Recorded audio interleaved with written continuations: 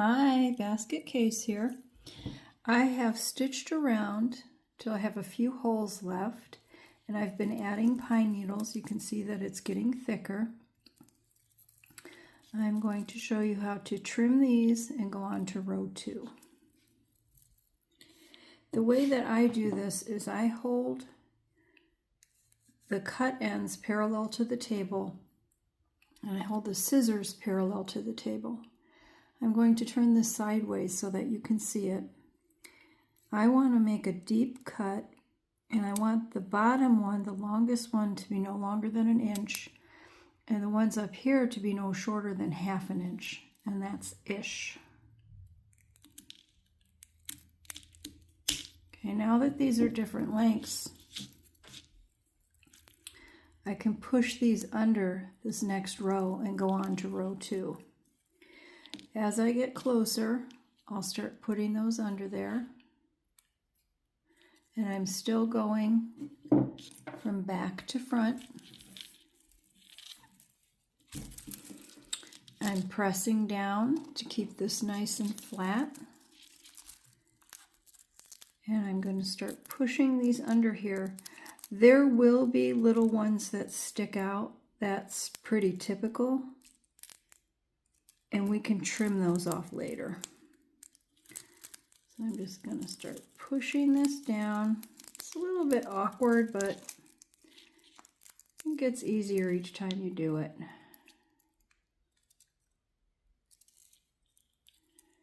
And I'm bringing that from back to front. These are trying to escape. Let me get this stitch snug down nice and tight. I may have cut these a little too long. I'm going to trim them again.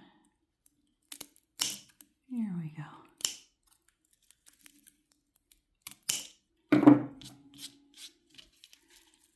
Okie dokie. Push these under here. I want these to be, again, on top of that little ridge or edge of that vinyl. And you'll notice I'm still pinning down my thread. I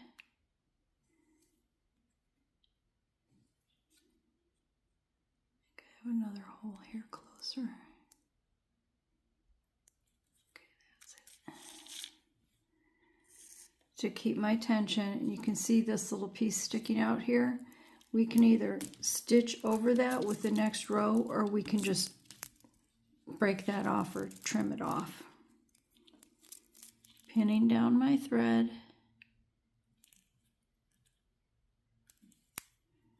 Going to my next stitch.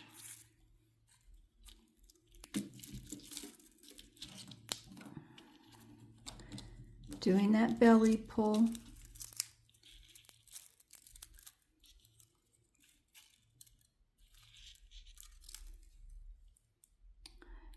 And I've got one more here. Now the hole before the one we started in is the last stitch of row 1. To go on to row 2, this is called the basic spiral stitch. And we're going to the left, so it will spiral to the left. And you can see that some of these stitches have already tilted a little bit. To continue keeping these lined up as a spiral, and I'll show you a sample of one that's been completed. This one is done all the way with basic spiral, and you see how they line up very nicely. And during the day, you see the sun shine through here, and then when the sun isn't shining through, you see these pretty stitches. This is one that's a little more complicated stitch.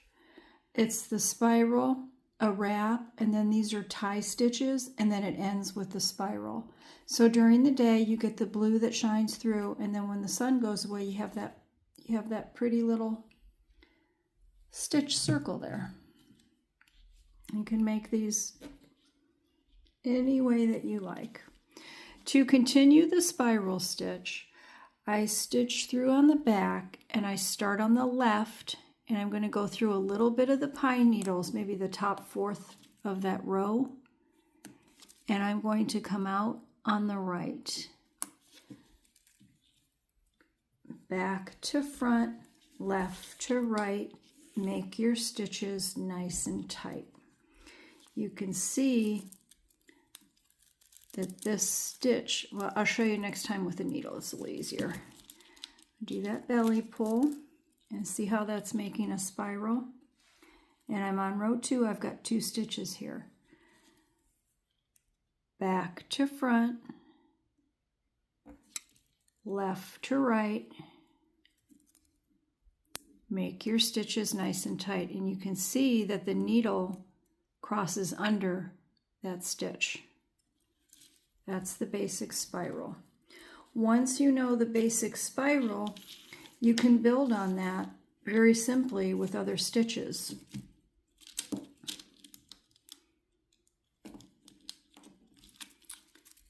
I'm doing that belly pull every time. And I'm going to do one more stitch here and then start adding more pine needles left to right, in on the left, out on the right, back to front, stitches tight. Okay, now I'm going to continue adding pine needles because this is going to be my row guide, and I'll show you how to put that on and have nice even rows. So let's add another pine needle here. Let me demonstrate that. Hold it about 1/2 inch from the cut end. Spread these needles open. Slide it in there. Wrap it around to the back first. Left to right. Back to front. Press it down. You can see that this is trying to curve up because you're holding it like that when you move it.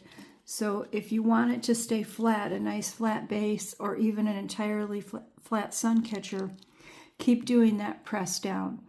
When you make a lot of baskets, I do make a lot of baskets, and I've gotten to the point after like row 2 or 3, I can hold it up and get it pretty flat, but I still give it a press every so often to make sure I'm keeping it flat. All right, I'm going to continue stitching around until I have this fat enough to put my row guide on, and then I'll come back. Okay, see ya.